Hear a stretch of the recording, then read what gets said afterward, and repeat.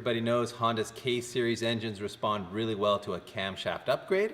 We're going to show you in a step-by-step fashion how to do that swap.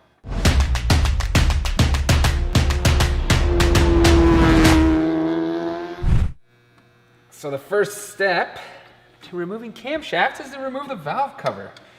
Taking all the bolts off, the harness, and all that jazz. So next step here is to remove the timing chain tensioner cover, and then we can get at the actual tensioner, but we're gonna have to set the car to top dead center before we do anything else. And now comes the most important part, Rui lining it up to top dead center. So what are we looking for here, Rui? There's two marks on the cam gears. Yeah. And then there's the top dead center mark on the crank pulley. Now you probably can't see this very well, but Dave, point to the lower mark on the crankshaft or crank pulley there, and there's a timing mark on the actual cover. So those two need to line up there, as well as the cams up top. Next up here, we've got to remove the tensioner, right, Rui? Yep. And normally we put a little thumbtack, which it comes on a stock tensioner already, so I keep a bunch of them all the time. And before you remove the tensioner fully, you should put that in, or else when you go to pull it out, it will unlock and put too much tension, and then it's a pain in the butt to take it out. Yeah, I believe it. Yeah. So what if that, you said if that's not lined up, you just move the crank pulley back a little bit? Just a little bit. And it'll go to depress it. Just goes in there, okay. And the pin goes in, exactly. Yeah, and we're talking about that thing right there. Right here. Yeah, so essentially you're just putting pressure just put on a the little bit tensioner. of pressure, yeah, exactly. Makes it easier to take it out instead of having a little bit of pressure in there, using a tool the whole time. There you go. So we heard the tension come off the cams a little bit. Yeah. That's off. There it is. So next step, we're going to remove the cam caps. There's a sequence to this, obviously. Normally, Of course. middle, the outside, Yeah. one by one. Just crack them loose.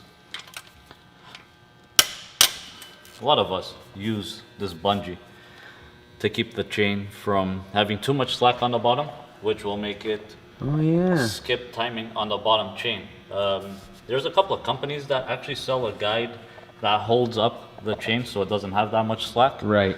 But since we don't have this on this motor right here, this is the best way to do it. All right. And where do you attach that to? And then any hole on the hood kind of thing. Just like Oh, so. gotcha. Right on. And like that, we can take off the cams and the chain gets held 100% all the time. Once in a while, you see some of them get stuck. Here's an easy way to do it. Put it on the thread on the corner, wiggle it, and there you go. Wow. And it's Yeah, off. that's nice. We'll move on to the next. Same thing. Man, the internet is learning a lot here today. Yep. Same thing with this one. There you go. And they're all unlocked. They're all numbered, so obviously You can't screw them up. can't but really screw them up. You should but still put them in order. Put them in order, exactly. Yeah. So next step, it's one by one to make it yeah, easier, Okay. right? So you don't So- actually leave the cam gear. No, there's some people do whatever. I tend not to do that way. Okay. I rather do it the old school way, pull everything out and do everything Yeah. manually on the floor. Right, I gotcha. Which see right now we got enough tension. It shouldn't really skip from the bottom. Oh yeah, right on. So next step is to remove the cam gears and the cam triggers. Look at the I've setup always been taught not to use an impact Yeah. on this stuff. So I do it manually on the floor like this to all of them, especially on the intake side because it's a VTC gear. Yeah, yeah, yeah. And you really don't want to put force into it so you don't mangle the vanes on the inside Yeah. of the gear. Well, I like the technique, So and let's I'm sure crack this is it gonna loose. work well. There you go. That Wow, one's done. that's it. Oh dang, I didn't know there was a back end on this. Yep. And then just an 8 Honda's mil. making us work. Yeah, on these things, yeah. Because even though it's an 8 mil, they're pretty freaking tight. And there she goes. That's the cam trigger for the exhaust side, which is marked, as you can see, with an E. So you can't really get it wrong. Oh yeah, Putting okay, it back. that's good. Exhaust one is in. Yep. Put the bolt back in. Hand tighten all of them, and then we'll set them all to torque spec. Sometimes these are a little tricky.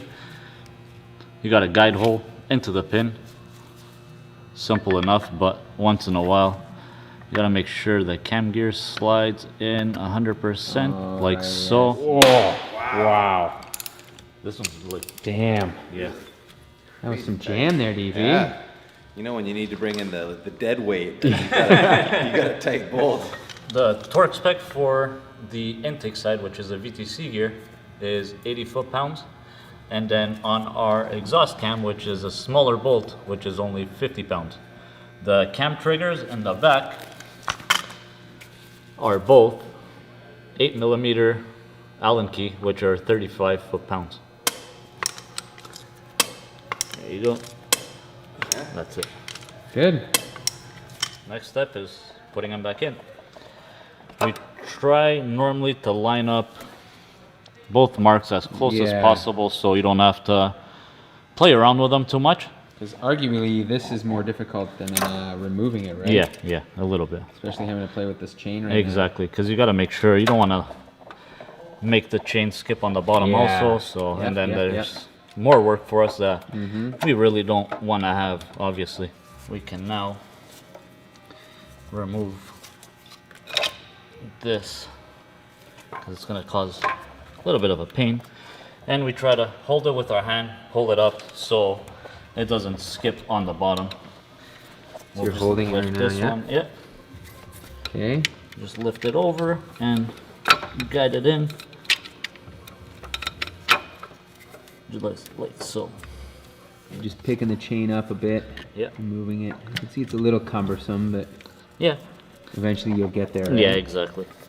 The whole thing is try to hold them as much as you can so it doesn't skip on the bottom. Right? Yeah, exactly. I So can when it imagine. skips on the bottom, and then That's- it's just more work for us that we don't want to do, obviously. Yeah. So that's pretty close, Okay. which we can manage now. Yeah, so I see Yeah. you've kind of offset them, but when you Yeah. pull them together, they should come up. Exactly, All right. There's two holes on the back of the cam trigger, which if you look on Yeah. the cam cap, which You there's can a see it, special yeah, Honda right tool there, yeah.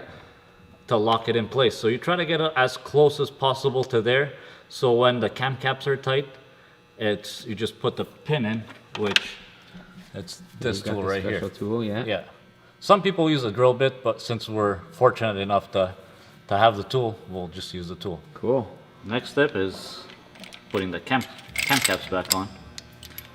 They're all numbered on the top of the cap and the lower part of the cap.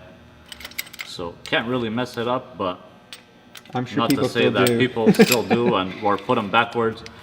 Normally there's an arrow always pointing to the cam gear.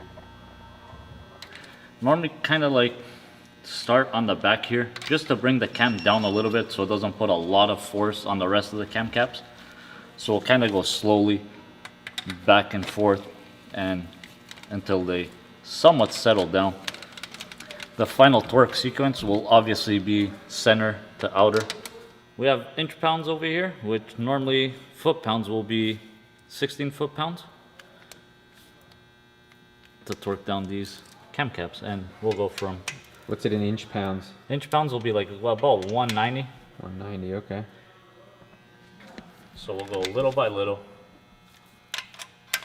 from center to outer. So you just move it a little bit back. Just gotta move it a little bit.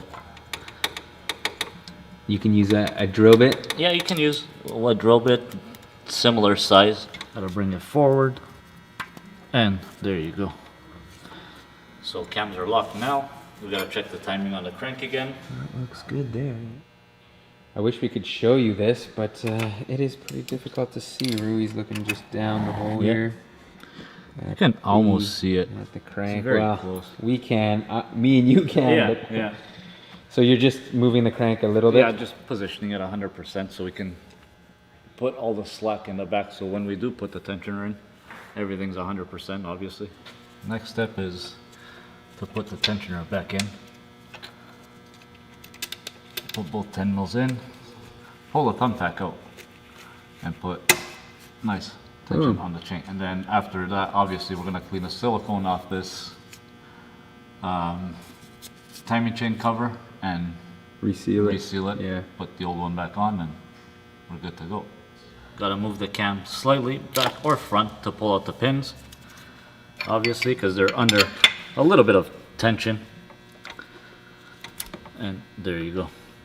Done. Beauty. Next step is we'll rotate the motor a couple of times to make sure it is on timing 100%. And then we can obviously put the valve cover back in and close it all up. And there you go. You kind of heard that, which is the tensioner pretty much putting 100% tension on the guide, so it doesn't let the chain skip. And then we'll rotate it a bunch of times. So you go back to top dead center? And back to top dead yeah, center, you will, just to exactly, confirm yeah. It should be good right there. We'll look at the bottom. Good? Yep, we're good. Excellent. With the cams in, now comes the fun part that I didn't think we were gonna have to do, but we Yep. do. And that is valve Valve lash adjustment, right? Dry Cartel obviously recommends 8 on the intake, 9 on the exhaust. So we'll obviously rotate the motor to put the cam lobe on the upright position. So there's, you can see there's a little bit of no tension at all on the spring, and that's how we adjust them. We'll normally put the feeler gauge in. As you can see, it's a little too tight for the specs for Dry Cartel. So what we'll do is use our fancy Oh yeah. blue point tool to get it loose. And then as you can see there, there's a flathead screwdriver in the middle of the tool. We'll slightly loosen it, put in our feeler gauge.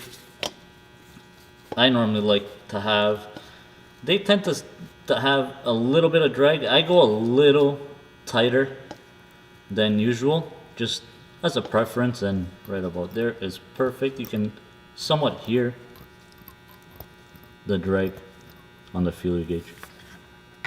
Then obviously you gotta hold the flathead screwdriver and tighten the 10 mil, and hopefully the screwdriver itself doesn't move, so it doesn't put more tension than it should have.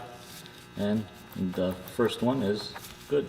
We'll spin the motor over, get the next lobe on the upright position again. So now you're gonna just do this another too many times, and we're gonna cut to you being done. Exactly. So last but not least, obviously, is tighten it back up, put the valve cover back on. That's a wrap on our K-Series camshaft swap here at K-Tuned. Big thanks to Rui for all the hard work. We hope that helps you with your own cam swap. Be sure to go to our Shopify page, our e-store, check out all our swag. And you know what? You could even buy some camshafts on our store site too, so go check us out. speedacademy.shop. So this is a fairly common failure point on these motors. Yeah, What is it especially about the high tension? mileage. Is it just a mileage thing that the spring wears out? Spring wears out, and there's the teeth that actually lock the tensioner in place. They start wearing out, and within time, and they'll just round off, and It skips the it tooth. just skips a tooth. Right.